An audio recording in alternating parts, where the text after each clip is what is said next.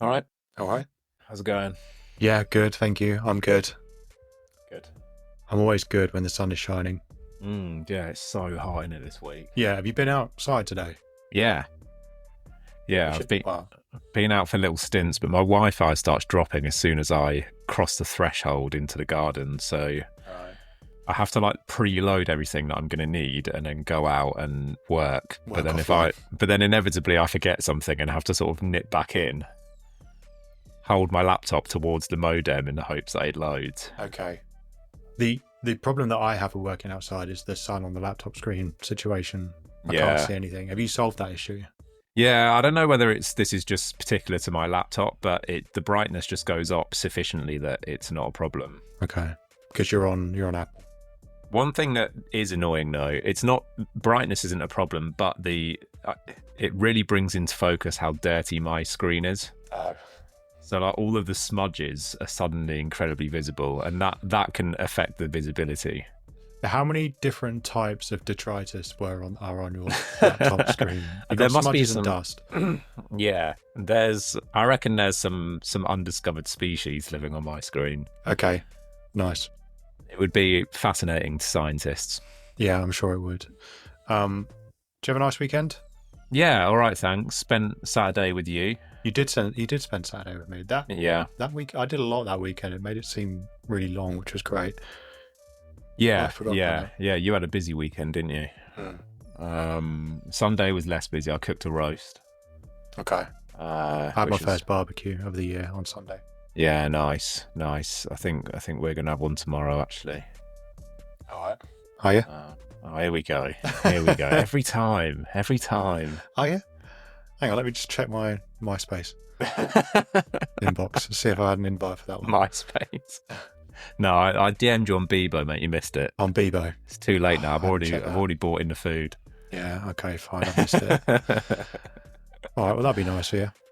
Oh yeah. We'll see. I'm not on my. I was saying to you before we started, I'm not on my A game today. I don't feel very on it. So apologies to people listening in advance. Do you know one of the best ways to kind of get your mind moving, to kind of grease the wheels a little bit? Go on. A ballet bar. Oh, wow. And as it happened, aren't I in luck? Because I've got one behind me, constantly threatening to stab me in the back. Yeah. Like you. Just like me, yeah. And just like me, you can balance on me and do some ballet moves too. Do you want to give us any moves? Yeah, if you pay for the Send Better Email subscription, this is the OnlyFans content. OnlyFans, okay, fine. Yeah, this is what you get. Yeah, James doesn't actually wear trousers for any of the recordings. I don't wear trousers for these recordings either, to be fair. Yeah, nice. But who's to know? No one knows. Apart from you, and now everyone. Right, before we press record on this, you said, look, wouldn't it be nice if we can keep this to 20 minutes? Yeah, it's off to a great start. It's off to a great start. We just fucked about for 3 or 4 minutes. That's it.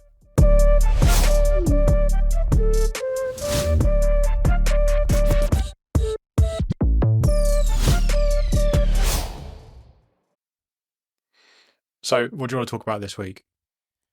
So, this week is actually part one of what we expect will be a trilogy, Jamie. And the trilogy is aimed at creators that are thinking of starting a newsletter. And creators could be anything from your Mr. Beasts and your huge YouTube, TikTok, Instagram stars through to your LinkedIn creators that have a small but incredibly dedicated audience that are thinking about a newsletter. So there's no bar to be met here in terms of a certain audience size. We're talking mostly about audience engagement and audience quality and audience value. You know, if you have a niche audience but it's high value, then that's just as valuable and just as worthy of newsletter content as your multi-million subscriber YouTube creator. So this episode is going to focus on why it's worth starting a newsletter if you're a creator. And then next episode, we're probably going to talk about the stuff that you should write about in your newsletter if you're a creator. And then we'll finish with how you go about moving your audience from whatever platform you're dominant on to a newsletter audience. Nice. Okay, perfect. So this is the part one of the trilogy then, the creator trilogy. Yes. Not trademarked. I think to coin your phrase in prep, you called this the Fellowship of the Ring of the trilogy. Yes, exactly. There might be also like a reboot later on. There might be like an all-female cast of us instead doing it. Or maybe even like a prequel. Or a prequel. I don't know. I like that. The Hobbit. The Hobbit. That's your nickname, isn't it? Okay, cool. So this one's focusing on why you should build an audience, why you should send an email. Sorry, why you should build an email audience, and why you should send a newsletter to those people. And I think there's one big reason, right, that we need to have in big shiny neon lights and flashing bulbs. And what's that reason? Yeah, so that's the fact that it gives you another monetizable channel. I didn't know which one you wanted me to go for there, Jamie, because it could have also been the argument for first-party data, which we made, I like to think, quite a compelling case for in episode 5. So go back and listen to that if you haven't.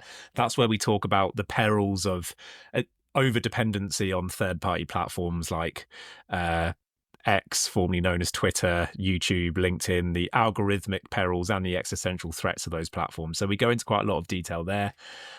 So there's a beauty in owning your data, and that gives your creator business loads more value. But I'm hoping you were directing me towards this other elephant in the room, which is your ability as a creator to monetize your newsletter, which I think is underrated by a lot of creators that have a dependency on a third-party platform. Nice, you get first prize. And if your nickname is The Hobbit, my nickname is the elephant in the room. Yeah, it's the monetization, right? I think even if we talk about first-party data and building your own database that's protected from algorithmic foibles and politics and other kind of things that are out of your control.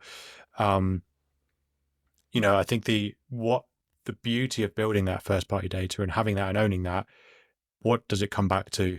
Okay, well, there's a business reason for that, and that business reason is monetization. So I think the ultimate thing here is, okay, well, we're trying to make some money here. And I'm not going to do the show me the money from that Tom Cruise film. What is it? Oh, I don't know. I'm not familiar with that name. Jerry Maguire, is it? Oh, yeah. Jerry Maguire, yeah. You've not seen that film? I haven't seen that film. Oh, mate, it's awesome. It is good. There's a lot of Tom Cruise classics I haven't seen. I haven't seen Cocktail either. I haven't seen that one, actually. Oh, and I haven't seen Top Gun. Oh, come on. Yeah, or Top Gun 2, which I hear was very good. It was really good. You need to watch. Yeah. And your dad's in the RAF. I know. I know. It's sacrilege. You've really derailed this episode. Sorry. I hope you're happy. Sorry, right. Back on track. Anyway, he shouts on the phone, "Show me the money." Okay. Because he's what is he? He's a sports athlete management person, talent management person. Okay, nice. Yeah. Anyway. Well, any creator thinking of starting a newsletter could rightfully also shout that down the phone after creating a newsletter, because you know the money will be shown to you eventually. Nice. Thanks for railing the episode again after doing that. I rescued it. Okay, so the big why reason that we want to talk about then, aside from this little honorable mention for first party data, we want to talk about monetization and some of the routes to monetization, and also perhaps we should talk about some of the ways in which you are required to invest in growing an email audience as well, because we've got to talk about the investment you make and the return on that investment and what that looks like. So what do you want to tackle first? Should we talk more in general terms about how you can make money through a newsletter? Yeah, let's talk just about how if I had a substantial audience on social media platform, how would I go about monetizing my newsletter? And I think this is most pertinent for creators that are already working with advertisers through their social channels. So if you are familiar with the process of paid partnerships, for example, or you're being sponsored by a B2B brand to promote their product via LinkedIn, which we're seeing more and more of, any of these kind of partnerships, be it formal or informal, will help you to monetize your newsletter, because probably the biggest obstacle when it comes to working with advertisers on your newsletter is just getting in a room with those advertisers in the first place. Newsletters are still a relatively new medium when it comes to advertisers, and whilst they are growing in popularity for very good reason, we'll talk about that shortly, there is still advertisers aren't knocking down your door to advertise in your newsletter at the moment. There's a lot of unawareness when it comes to how powerful newsletters actually are, and I think that's fundamentally because advertisers aren't aware of an equation that every single newsletter creator will be, which is that for every, well, some people say 100, we use 10. For every 10 social followers that you have, it's worth one newsletter subscriber.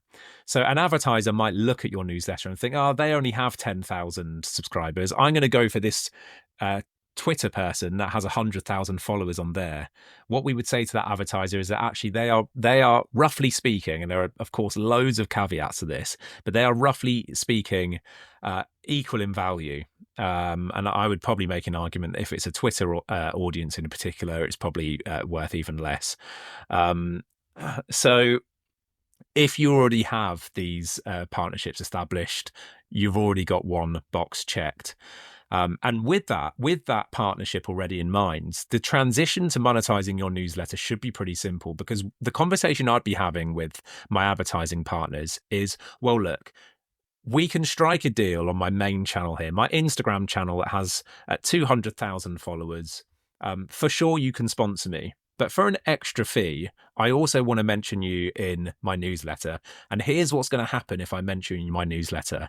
Firstly, you're going to be seen by my most dedicated fans, right? So the people in your newsletter are a distillation of your social audience. They are the people that really care about you, the people that really want to hear what you have to say.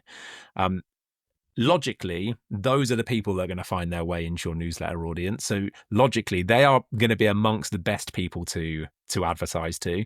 Your engagement rates are going to be incredibly high. They're going to be really vested in you as an individual, and that's going to really help the performance of any ads that are in your newsletter. So you're going to reach this incredibly dedicated audience. You're going to be able to say more because, again, in an Instagram ad, for example, we have to be very brief. We have to be very quick. We probably can't dedicate too much time to it because otherwise we risk ruining the rest of the content, right? Because usually these ads are kind of slipped into other content that's being talked about. In a newsletter, we can dedicate far more time. And also, we can include a direct link to whatever landing page you want to send people to, without any fear that the algorithm is gonna destroy our potential reach. So again, let's go back to LinkedIn. Let's say that we are working with HubSpot and we are a big LinkedIn influencer with 50,000 dedicated followers. Well, if I put in a link to HubSpot's resource that they want me to share, that's immediately going to kill the reach of the post, right? I can put that into a newsletter with confidence that it's still going to be read by the same number of people that the last newsletter was read by as well. Probably more, because if your newsletter list is growing, you're going to be reaching a slightly larger audience every time you send an email. So there are three things there that really distinguish a newsletter, and that's why newsletter creators are able to charge so much more for advertising than any other platform, than any other social media platform, for sure. So whereas a YouTube creator might be charging, say, £2 per 1,000 views that they get, newsletter creators can charge up to £50 per 1,000. £20 is about the standard, but depending on the niche, if it's B2B, for example, £50 per 1,000 subscribers is certainly is certainly within kind of the common range. So yeah, it's a hugely valuable audience, and I think that is probably the biggest takeaway of this podcast, is that if you're thinking to yourself, well, I'm a creator, and I might be able to send 5 to 10,000 people over to my newsletter list. That could be 500, £1,000. I'm using pounds, it could be dollars, whatever. 500, £1,000 per newsletter send, if your audience is valuable. So it's really worth thinking about. We shouldn't compare newsletter subscriber numbers with social media numbers. They're on completely different planes. Nice. I didn't want to interrupt you there because you were really on a flow, and you were saying lots of good stuff. Although I'm sure if we have American listeners, they're sitting there thinking, well, £1,000 of what? Yeah. I think there's a really compelling case there, and we've only touched on one avenue of monetization, right? And that's through advertising partners, which is arguably the most obvious way in which we could monetize a newsletter, and the one that's, if you're creating content and you already had partnerships and you're activating those partnerships on social media, it's something that you can do almost overnight, right? Okay, well, this is exciting. First, let me try and build my newsletter audience.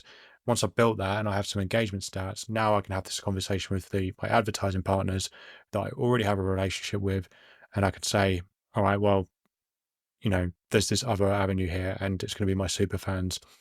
And by the way, we can strike a deal where I place an ad in my newsletter over X amount of months, and this is the rate at which my list is growing. So you're reaching this many new people every single time. Yeah.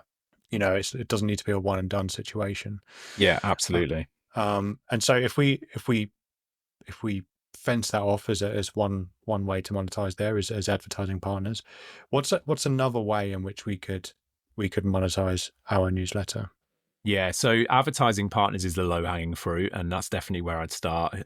But the world is your oyster when it comes to monetizing newsletters. What we have to think about here is the fact that we have this incredibly dedicated audience that aren't that isn't privy to algorithms, and that we own basically forever. Emails have a sell-by date eventually, but you can find lists that are 10 years old and they're still getting 50% open rates. So you basically have them forever. Like, what doors does that open for you? And most people listening to this, hopefully their imaginations will now be racing, because if you can think of it, it's probably possible through a newsletter. So one of the most common mediums of monetization that we see through a newsletter is merch, for example.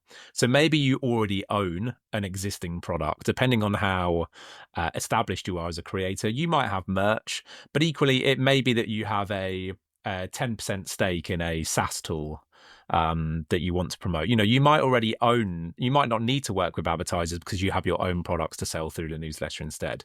Really powerful way of monetizing.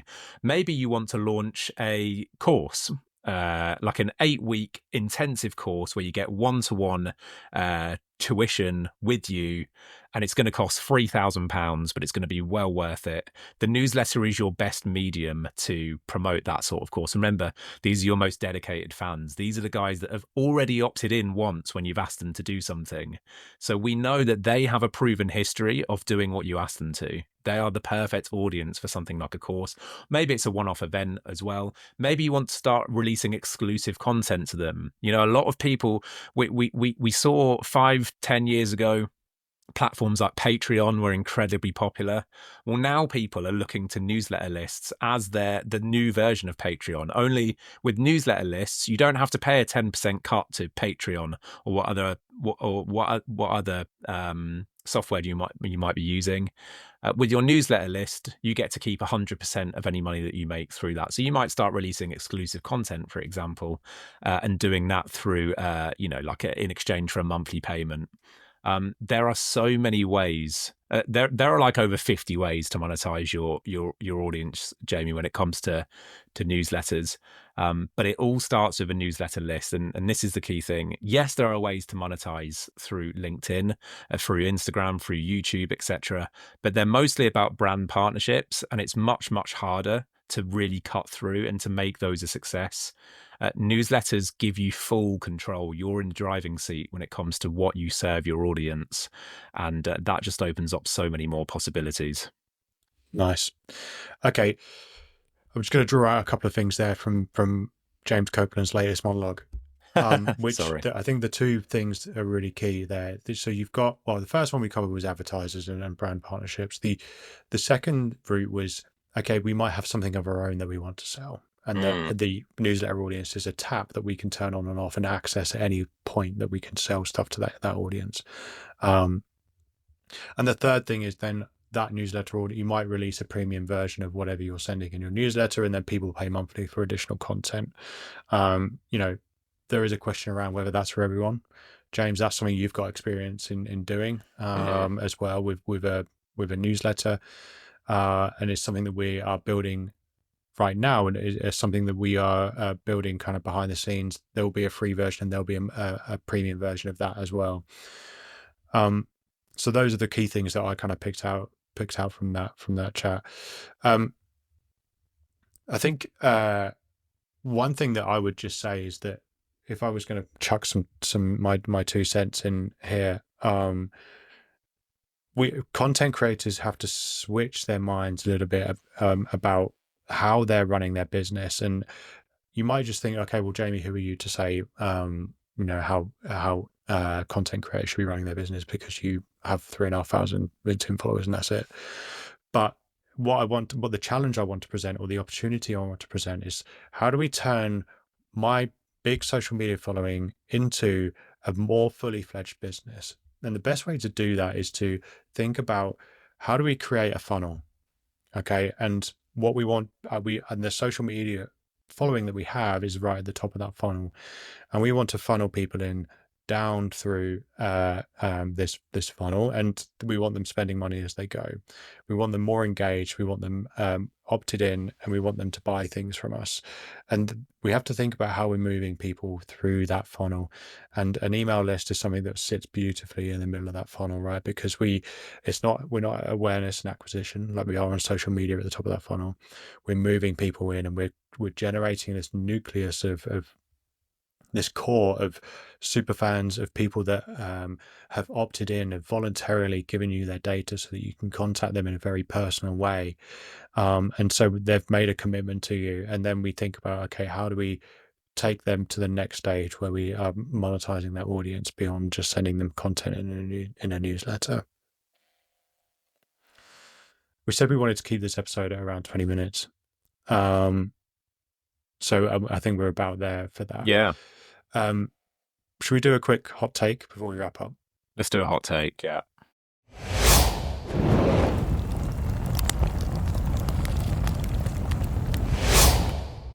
Nice.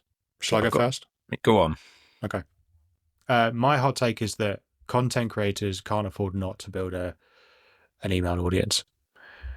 I think it's, especially when we see what's happening with social media platforms, you go as far back as Vine ending and people losing their audiences on there. Again, this is something we spoke about in episode 5, but we look at YouTube demonetizing people. We look at Twitter being bought by Elon Musk, being turned into X. We look at the will they won't they ban of TikTok in the US. All of these things make the audience fragile. And my hot take and my opinion is that content creators have to de-risk their business by building a newsletter audience, by building an audience that they own, and by monetizing that audience. Nice. Mine is really similar to yours. That's fine. It means we're on the same page. It's kind of exactly the same as yours, but just phrased slightly differently. More succinctly? I don't know about succinct, but it makes a slightly different point, I guess. Okay. I think content creators are lazy if they're not creating a newsletter. Look, you wanted a hot take. I'm giving you one. And the reason for that is Jamie's just outlined all of the benefits. What we haven't gone into too much depth about in this episode is the cost, right? Is what you have to invest. I would say, and we said we would as well, didn't we? We said we would. I mean, I guess I'm doing that now briefly, and we'll go into it in more depth in later episodes of the trilogy. But fundamentally, if you're used to creating content and you're already used to the treadmill of pushing out high value stuff to an audience, then creating a newsletter is going to be water off a duck's back for you. You're going to find it easy, relatively speaking, compared to editing videos, compared to doing loads of research for white papers that you're creating or blog posts that you're writing, compared to finding the right filter on your Instagram posts, whatever it might be. Writing newsletters is super easy and very affordable as well. If you're not doing it, in my view, you are lazy. Nice. Bit harsh, but yeah, you know, it's a bit out of order, mate, to be honest. Bit out of order, isn't it? Yeah. Okay. Yeah. Anything else to say on this?